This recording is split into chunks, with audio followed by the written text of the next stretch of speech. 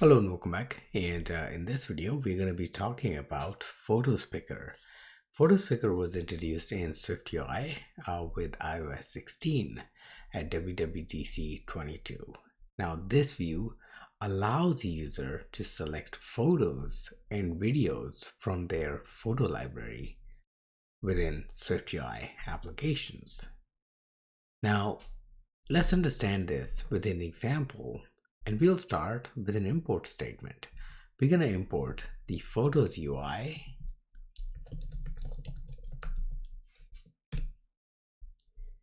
Now, PhotoPicker and its related functionalities are defined inside the Photos UI framework.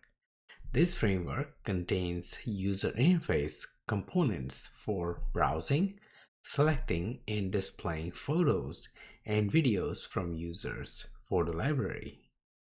Next, we will create two state variables, one to hold the currently selected item from the Photos Picker, and other to hold the processed image.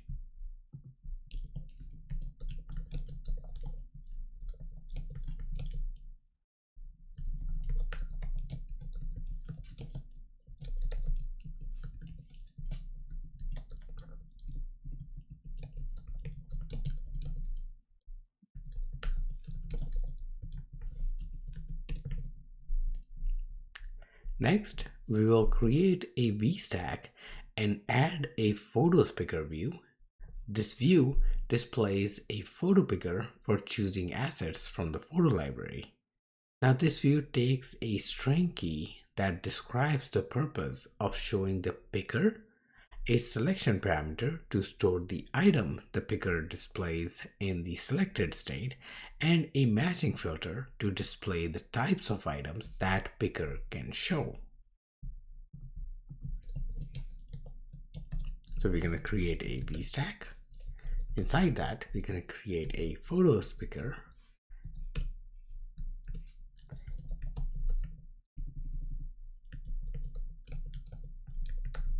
We're gonna give the string basically a name. Basically, this is gonna describe what this photo picker is about, and a selection, and this selection is gonna be tied to the selected item. Now we are also going to provide matching parameter, which is going to help us filter out that we are only interested in images for the photo picker. And as you can see here that we have a picker view available, and if you click on this, you get to launch the photo library, and you can see all the images of the photo. Okay, you can select a photo, and then the photo picker automatically dismisses. Now at this point, we are not doing anything with the image. So next we will add an image view to show the selected image onto our screen.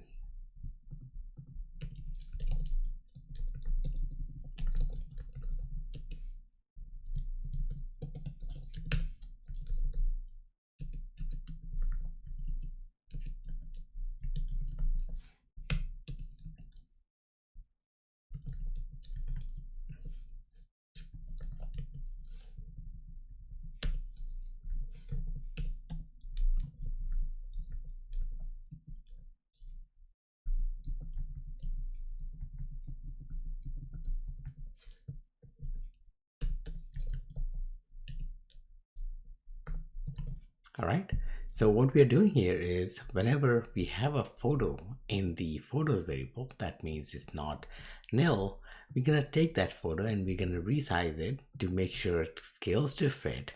It's basically round, it has rounded corners for the rectangle, and it is of width 300 and of height 300 with a shadow dropped of radius 5. Now if we actually go back and select a photo, we can see that nothing still shows up. Now the reason is we are not populating or processing the image that has been selected by the user.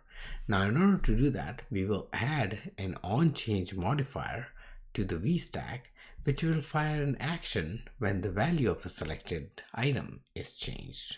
Okay, so we're going to add onChange modifier.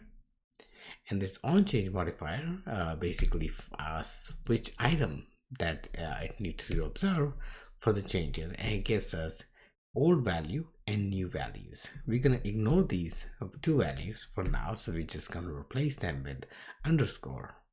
Now we're going to use the load transferable function from the PhotoPicker item struct. Now this function loads a transferable object using the representation of item by matching the content type.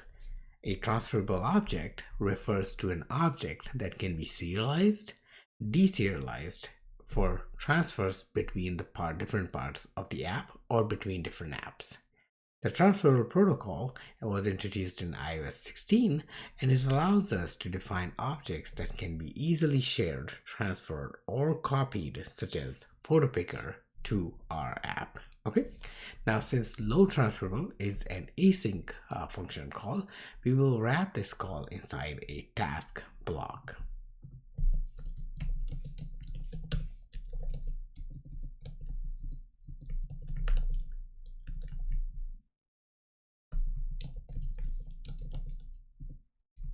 So we're gonna try and wait on the selected item dot load transferable, and we're going to define the type of the object that we are actually expecting the transferable type. We're going to say it's going to be an image type. Okay, now what we need to do is we need to use the loaded image object that has been processed by this load transferable function in order to create or set the photo that we have as a state variable that's been stored here. So we're going to simply take the photo and assign the loaded photo or loaded image onto that photo variable. Okay, now this is possible because we are telling our load transferable function that the type of the data that we are expecting is of image.self. It's of image type. So for that reason, we are actually able to convert directly this selected item into an image view. Okay, now for the else condition, we're going to simply print that we fail to load image. Okay, now let's go ahead and run it again, and this time we're going to pick another image, and we can see that image just shows up. Okay, so as you can see that our PhotoPicker is working fine. All right, so let's go ahead and check out one bug that we've actually introduced with this, and this is a bug that actually exists with the orientation information related. Okay, so reason this bug exists because we are right now trying to transfer this load transferable data, like the data that's been rendered or selected from the PhotoPicker directly into image.self. Now, for some cases, the photos information, the information about their orientation is not transferred correctly. Now, in those cases, the orientation changes, and even though the photo gallery has photo in the right orientation, sometimes it's failed to render that. Okay, now we can fix this very easily, and once again this happens due to the orientation information for the image. Now in order to fix this, we need to load the image data and create an image from a UI image instance so that the correct orientation information can be populated. Okay, so we're going to change the type parameter in the load transferable function call to be data.self. Okay, now this changes a lot of things. So we are now returning loaded image data from the transferable object. Okay, so we need to parse this data. Now this data actually comes it's an image binary data, and we can actually parse this using the UI image. Okay, so let's select UI image, create a variable for UI image, create object for UI image, passing the loaded image data into that. And now what we get is a UI image, a parsed UI image. Now we can use images overload, which takes the UI image as a parameter and pass this newly created UI image. Okay, so now this is going to create an image view from the UI image. Now this time, if we go ahead and select the photo, we're going to see that orientation problem is fixed. And the reason, once again, is because all the information about the photo, basically the orientation information along with some other information, has correctly been passed inside the binary data, and now that data is being read by the UI image.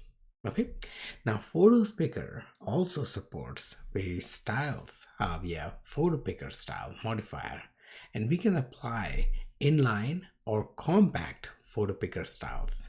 So let's explore them. First, we will apply the inline photo style. Okay, for that we're going to simply go to the PhotoPicker and we're going to say PhotoPicker style, and we're going to set it to inline. Now we have all the photos that are now in our gallery, and they are showing up. And let's go ahead and select these, and we can see that as we select these, the appropriate photo is now rendered onto the screen. Okay, so we didn't have to do much. Now let's apply the compact style.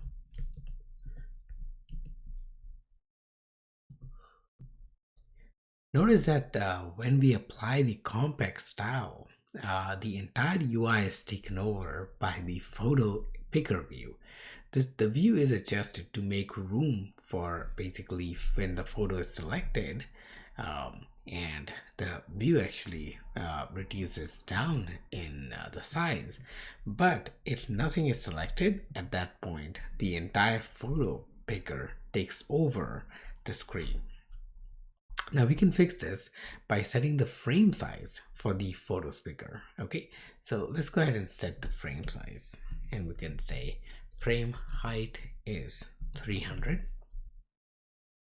That is the max height that we're gonna basically support.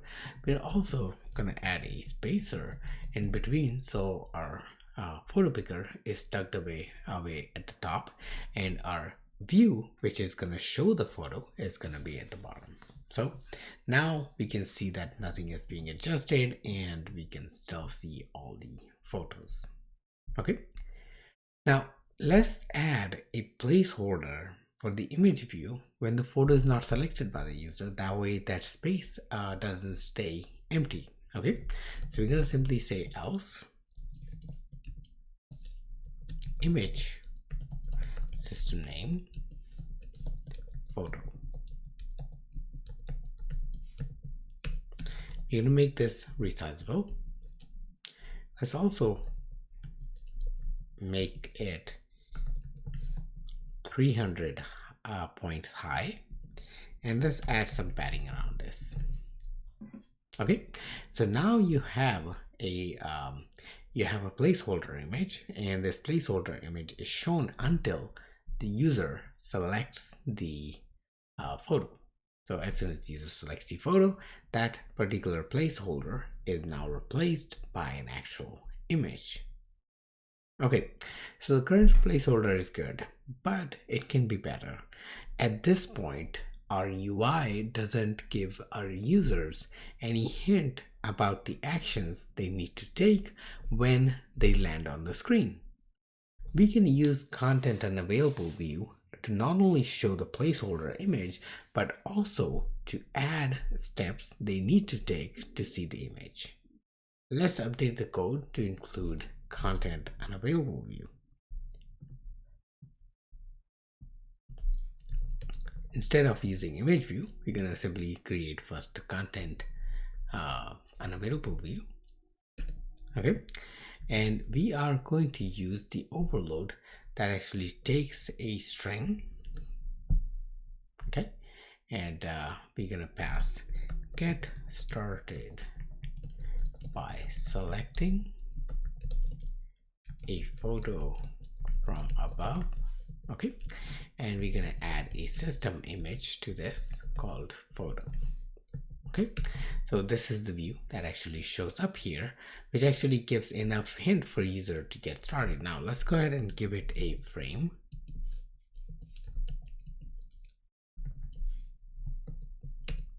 With the height of 300, a background, and this background we're gonna basically display a rounded rectangle with a corner radius of 20 points. Let's go ahead and add a stroke.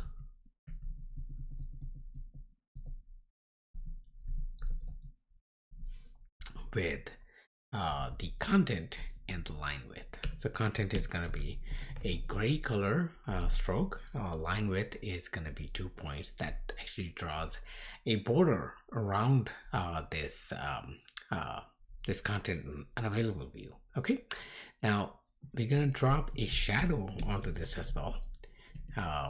Shadow of radius 5. That way the shadow is dropped only for the rounded rectangle, not for this text. Okay, and we're gonna basically set the frame width and height as 300 and 300. Okay, so this is the content unavailable view that we're gonna show when user has not selected a photo. When they select the photo, it is gonna be replaced by the photo itself. Now, so far we've worked with a single selection of photos, but we can add support for multiple selections of photos using the PhotoPicker view. We will make several changes to basically add this support for multiple photo selection. So let's go ahead and get started with the state variable. Since we are dealing with multiple photos, we will change both state variables to be an array. We're gonna make this pluralized, so selected items. Let's turn this into an array and initialize this with an empty array. Okay, and next we're gonna say this one is gonna be the photos, an array of images, once again initialized with an empty array. Okay, next we'll update the PhotoPicker style to be inline. And let's also make sure that it is bound to, selection is bound to selected items. Okay, next, after that, we're going to create a scroll view, and the scroll view is basically what is going to display the photo. Okay, so I'm going to take this photo and we're going to say if photos dot count is greater than 0, that means there is something in the photo. In that case, we are going to display, we are first going to basically create a scroll view. This is going to be a horizontal scroll view. Going to create a lazy H stack. And inside this, we're going to have a for each, which is going to iterate over all the photos. Now photos, it does not conform to the hashable protocol. Now you can create an extension to conform it to the hashable protocol and directly use photos in for each. We will just iterate over and reading its indexes, and then we're gonna render each photo. Okay, it's gonna be ID'd by self. We're gonna get each photo inside this for each, and then we're gonna actually operate on that photo. Okay, so now I'm gonna copy paste the rest of the code back. Okay, now let's also change the onChange modifier to loop over the newly received changes and add them into the photo array. So the onChange is going to change for selected items. We are also going to get new values. Okay, So we're gonna get new values, and I'm gonna take this and cut this for now. We're gonna take our photos first and remove everything that we have before we process, and then we're gonna take our new values, and for each item in the new values, we're gonna get a selected item, and we can operate on that selected item using inside the task block. So the old code that we copied, we're gonna paste it back. Okay. All right. So with that change, let's go ahead and try this out. Yeah, we need to change this. Instead of saying photos equal, so we're gonna say photos dot append, and we're gonna basically append this image right here. Okay. Let's go ahead and let's wait for it to reload and see if there's anything that we are actually missing. So there's some error here.